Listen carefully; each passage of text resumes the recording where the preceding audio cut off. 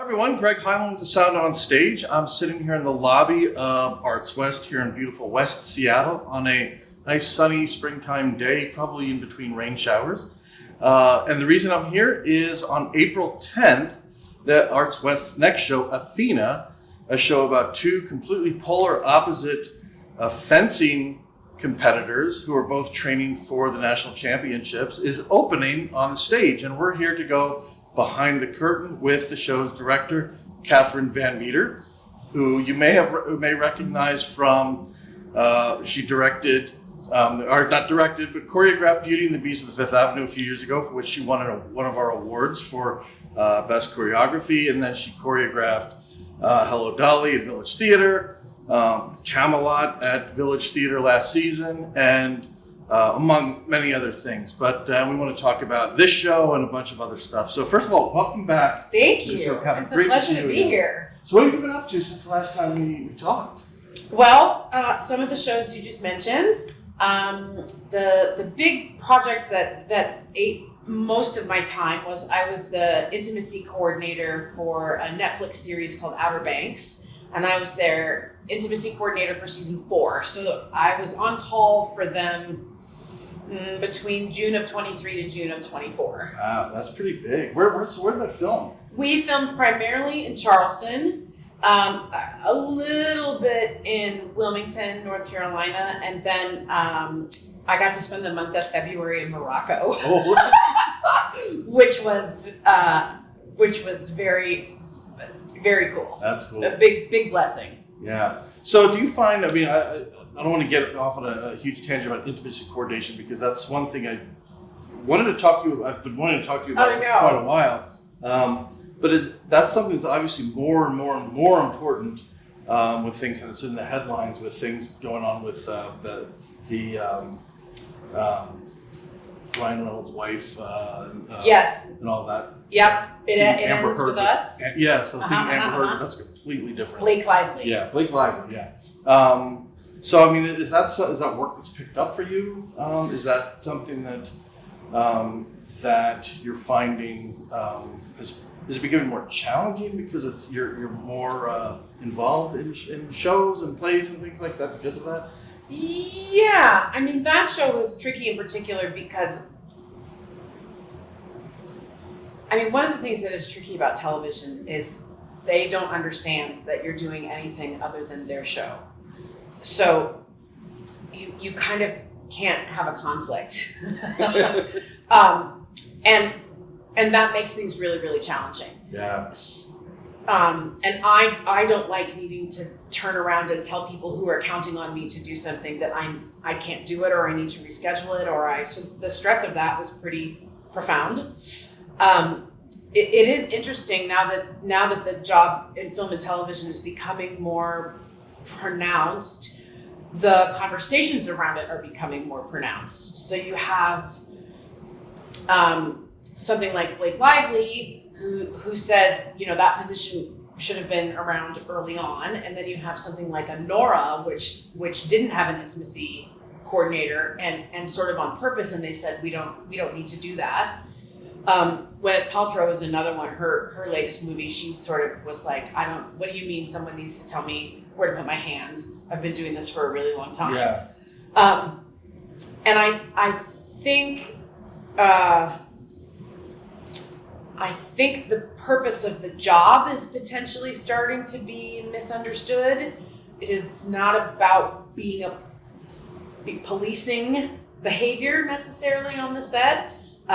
It really should be thought about as another person on a creative team who is able to respond to the needs of the given actors. Right. Whether they want specific choreography, as some will, or whether they just want to have a boundary check and make sure that everyone is in alignment about where their hands can or can't go. Yeah. Do you think most people think it's strictly about choreography? Like, you should do this and you should do that, and then people get afraid because it becomes mechanical and it doesn't seem like it's natural? I think that's part of it.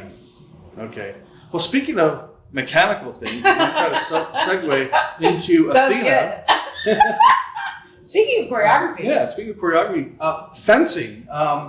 So Athena seems interesting. I'm fascinated by fencing as a sport. We were talking about this before the interview. It's something we watch during the Olympics every 4 years. But tell us a little bit about the play, how you became involved with it, and then I want to talk about how it works with something that's not necessarily I guess it would be a choreographical kind of thing with fencing, and how you learn how to simulate that on stage and things like that. So first of all, the play. How did you get involved with it? Yeah, so the artistic director of the theater, Matt Wright, reached out to me with an email and said, "Hey, we're doing this play in our season, and we're thinking of you to possibly direct it. Do you want to give it a read and see what you think?" And truly, from the opening stage direction, I was like, I have to make this play. It is about two teenage girls with just big, giant feelings, trying to navigate being teenage girls with big, giant feelings as athletes. Mm-hmm. And that is really, really interesting to me. Gracie Gardner, the playwright, she has written very multi-dimensional characters, and it's just very, very rare that women, and particularly young women, get to A, be the leads of a play, B, there gets to be more than one of them on stage at the same time, and C, their story isn't revolved around falling in love with a boy. So that's great. Yeah. And I was also a high school female athlete. I did not fence, but I played volleyball and basketball, and have often said that everything I learned about theater, I started learning as a teammate on a sports team. And a lot of what I learned about directing, I learned from my early coaches in terms of how to lead and get everybody pointed at the same direction. And makes sense, yeah. Yeah, yeah. I definitely think theater is a team sport. Oh, for sure. Yeah. So I didn't know anything about fencing. And when Matt and I met about the play, he told me very early in the conversation that before they even officially programmed the play, they reached out to a nonprofit fencing organization in Seattle called Sal Oriole, and that they are essentially going to come on as a co-producer so that they would be in to train the girls how to fence before we started rehearsals, and they would choreograph all the fencing inside the play, and the coaches have been in rehearsal with us once a week, and they had like 15 hours of fencing training before we even started rehearsals. And that partnership the play would not be possible without that partnership. Yeah. Well, it has to, you would imagine, to make it look realistic, to make it feel realistic, they've got to have that background. Yeah. And they're really fencing. Yeah. And there is a lot of fencing. There is just a lot of fencing in the play. And hopefully, we will get a lot of people from the fencing community who maybe wouldn't necessarily go see a play. And hopefully we'll get a lot of theater people who maybe don't have experience with fencing, and will get excited about that as a possibility as well. Yeah. Well, sport is, you were just saying sport is theater, and there's a lot of that overlap and intersection between the two. And I think, fencing is one of those things that when you start to watch it, and when you start to understand the passion that these people bring to it, the history of the sport. It's sword fighting. Yeah. It goes back so far. You can't help but fall in love with it. But it's also it's this kind of coming of age story with these two girls as well. One's, I think I read in the synopsis, one's in New York, one's in New Jersey. Yeah.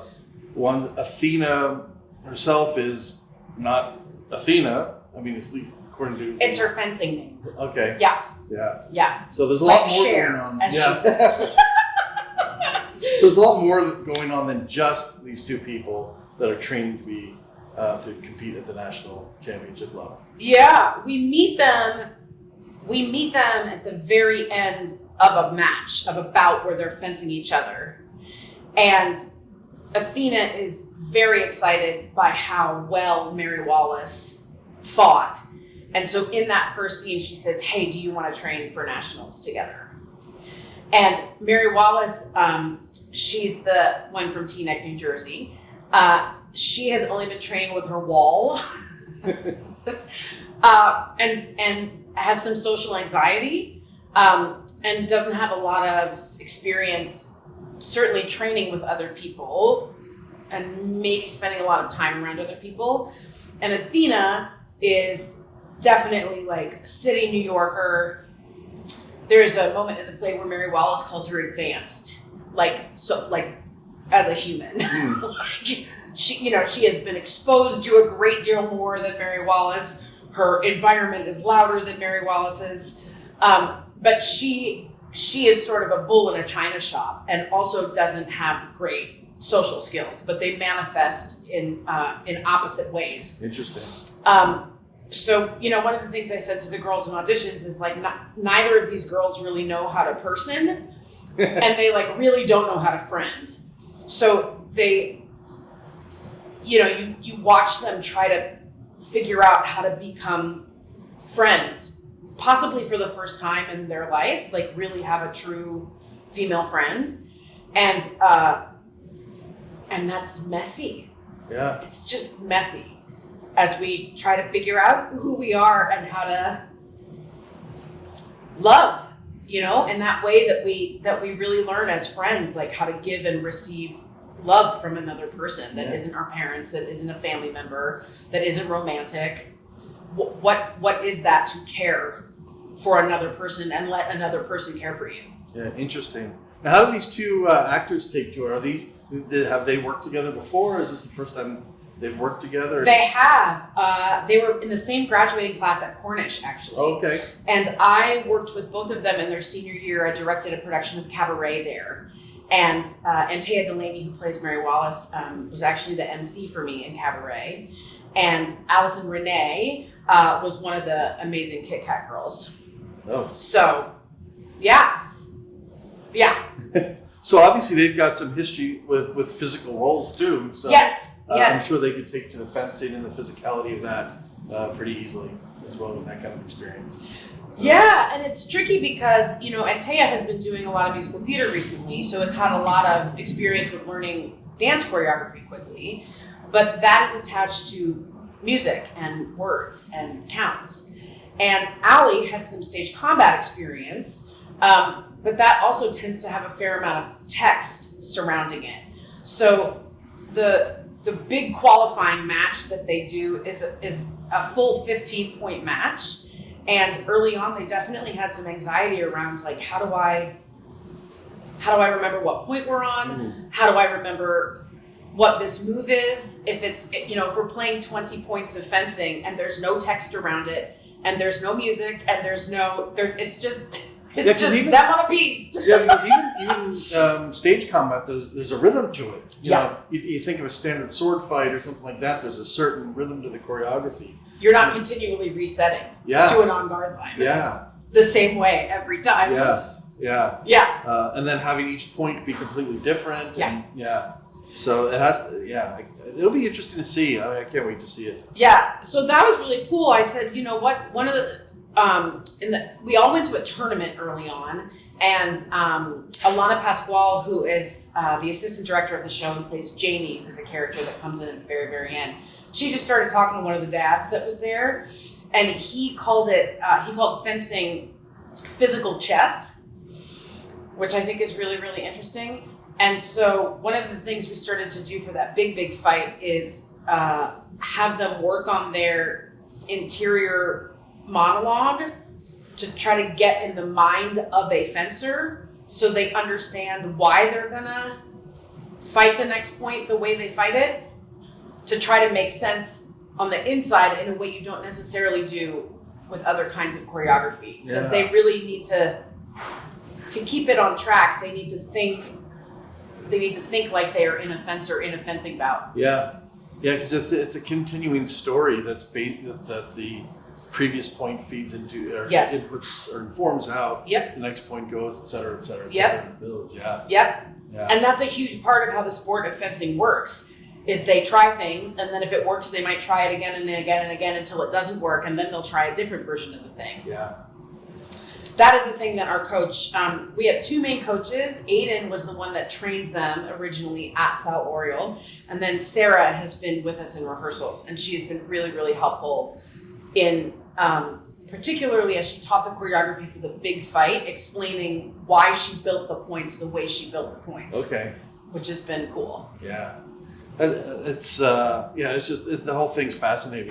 Now, the design team. Is it? I'm trying to remember from the on the website. I think it lists out who the creative team are. I think it's mostly women. It's entirely women. It's entirely women. Okay, that's what I thought. But I'm going to say that, and I know Parmita did the set. Yeah. I mean, her work is always fun. We had her on the show last year. Yeah. Talking about some of the things she's done here, especially, and some of the other stages around town.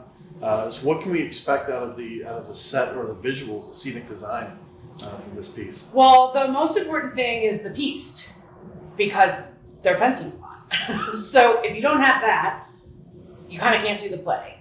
And the play itself is structured kind of like a fencing bout. Different people are leading at different times, or on the advancing or retreating, or so we knew we wanted that to be the centerpiece of the play. It is also very cinematic in terms of the amount of transitions it has. So you are on a new day like that, or you are in a new location like that. So that removed somewhat the ability to have things be realistic. So it became about, okay, actually, how do we simplify things so that what is being really highlighted is the actors, the dialogue, and the fencing that they're doing. Sure. And then on those transitions, I know sometimes I've seen things where if the transitions aren't done quickly, it can really bog down the pace of a show. And it sounds like this is a show that has to have a decent pace to it. It does. And I have also found there's a danger of it going too fast because of how fast the dialogue is. So it's been fun with some of the transitions to see like, ooh, okay, where can we really blink, and then we're in another day, and where do we actually just need to like take a little breath. Yeah. A little breath for the actors to catch their breath, a little breath for the audience to catch their breath. Build in like a little cushion. But you're right. I just think in general transitions can make or break a show. Oh, sure. Yeah. And in the process now, I think we talked before the interview started, you've been rehearsing, and we haven't done a get to know a theater here yet, but it's on our schedule. But you've been rehearsing, I think you said downstairs. Mm-hmm. So is that where the rehearsal space is here? It is. And it is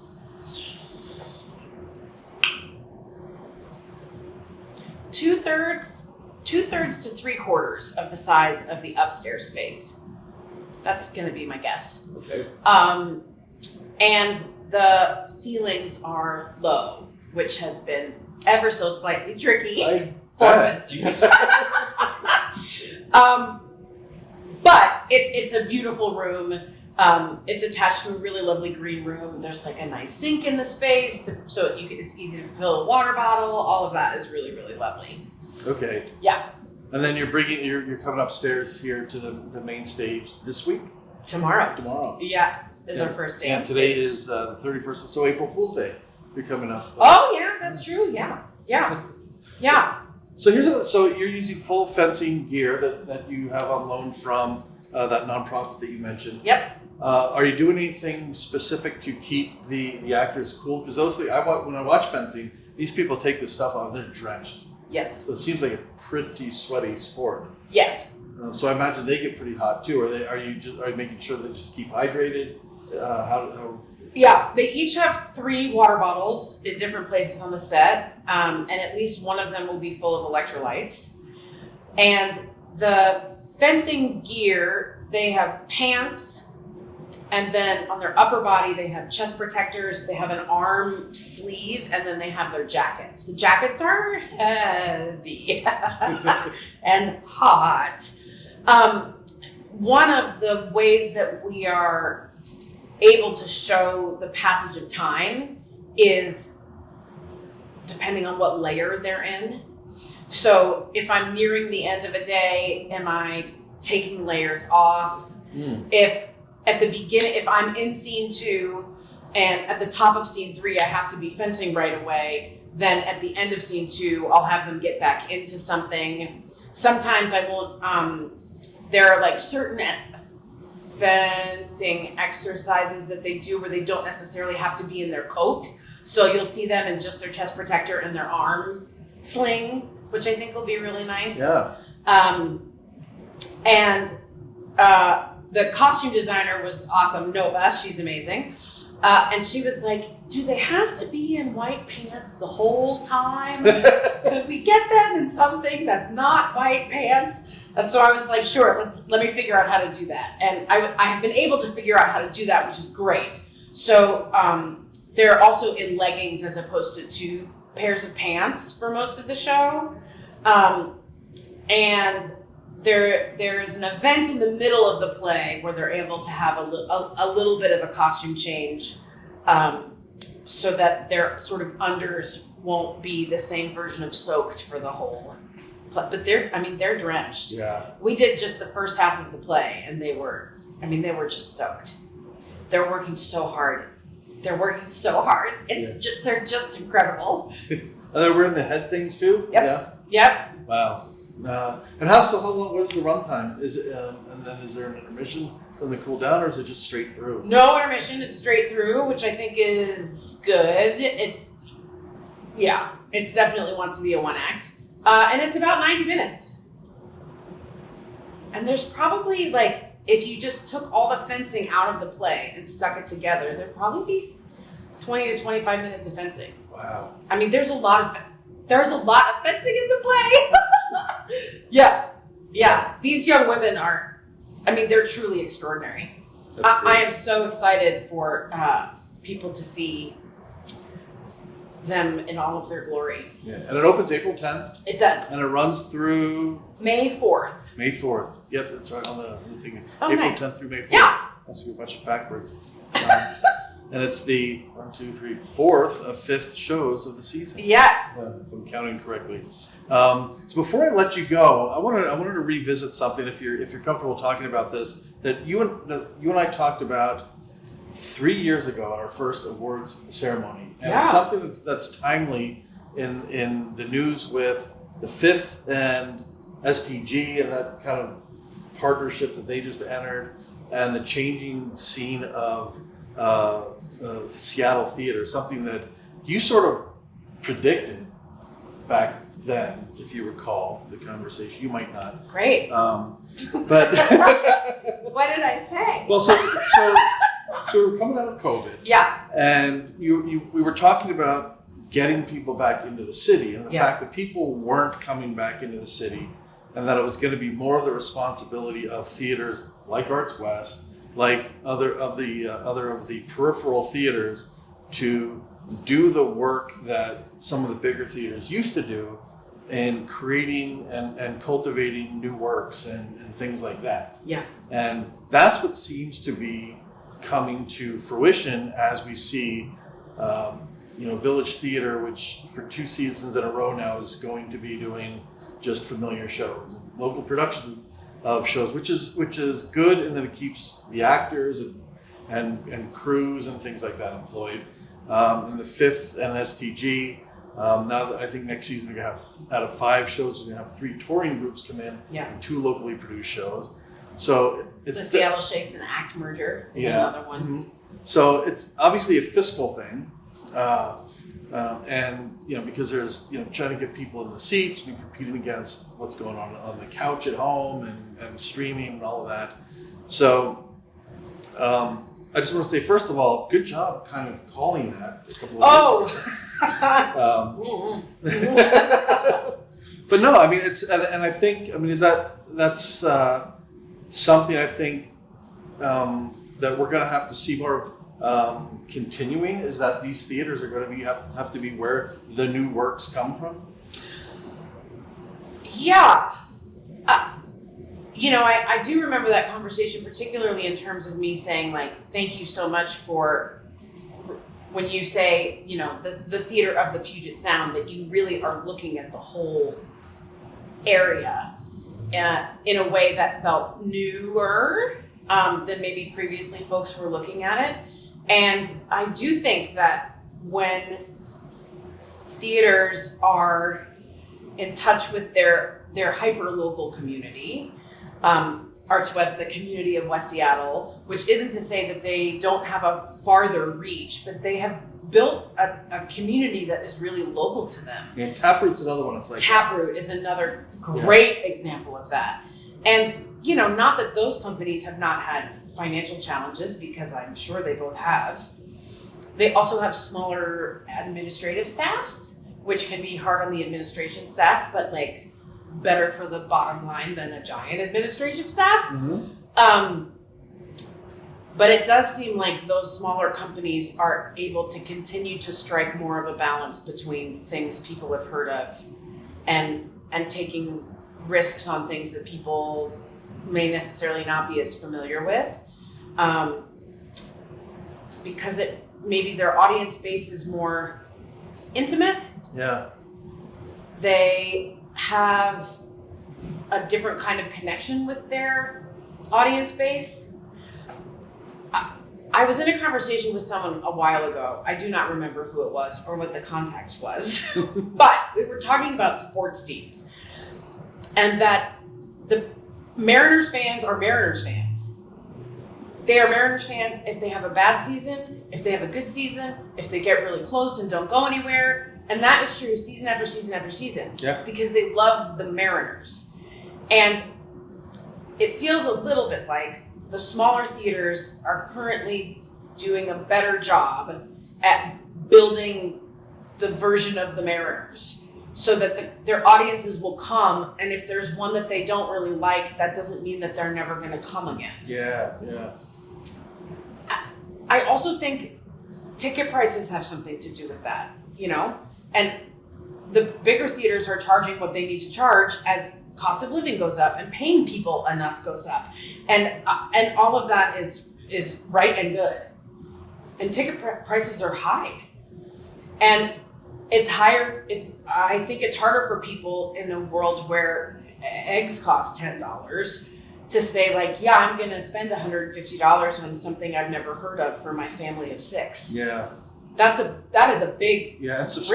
subscriptions are even harder, because there you're committing hundreds of dollars for a number of shows that may be,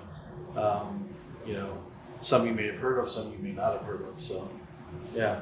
Yeah, I do think everyone is doing the best they know how to do. Yeah. And I think people are, particularly at the bigger houses, they are thinking outside the box for ways to stabilize, to make sure that they're here in a year, 5 years, 10 years. Yeah. I mean, if the alternative is you've got to shutter the doors, then you have to do what you have to do. Yeah.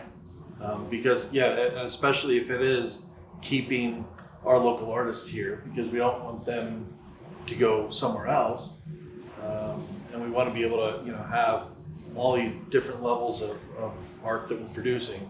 So, I get it. It's a shame the environment we're in that's been, that started with COVID and has just continued on. But we talk about subscriptions. One of the things that the artistic director at Harlequin down in Olympia, in his pre-show speech, I was down a couple of weeks ago, he mentioned that the one thing subscribers do is not just provide the money, but they also provide guaranteed audiences for shows that allow them to take risks, because they don't have people in the seats for those. Yep.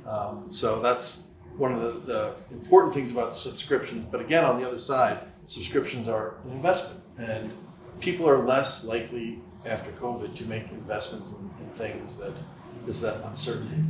And yet there are other kinds of subscriptions, Netflix, Hulu, Disney, that people have no problem subscribing to. And so I wonder if there is something about the more bite-sized monthly something that arts organizations could tap into. Yeah, because you figure those are $9.99 a piece, which seems reasonable, but then you get 10 of those, all of a sudden you're at $99. But if somebody comes to you and says, hey, $99 for the subscription, you're thinking, whoa, that's just way too much. Yeah. You know, even if the value of that is better than the value of the others combined.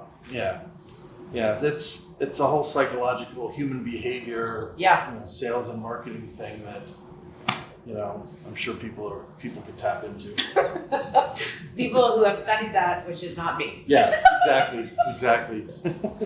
So anyway, well, Athena, once again, going back to that, April 10th through May 4th here at ArtsWest in West Seattle. I'll be here for opening night. Oh, great! So, That's great. Yeah. So I hope you'll be here opening night. I will. So make sure we see each other then. Yes, please.